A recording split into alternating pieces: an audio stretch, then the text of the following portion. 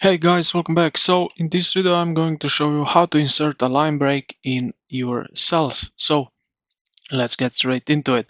Now double click on the cell like this one right here. As you can see now it's selected. Okay, now what we need to do is just press Alt and Enter, and that's it. As you can see now we can break the line here as we wish. If I don't want to do that anymore, I just click outside of the selected cell and it will be back as it was.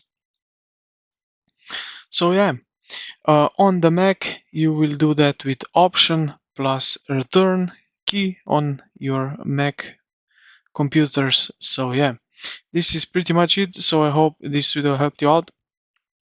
If you did, consider to like the video and subscribe to the channel. Thank you for watching and I will see you in the next.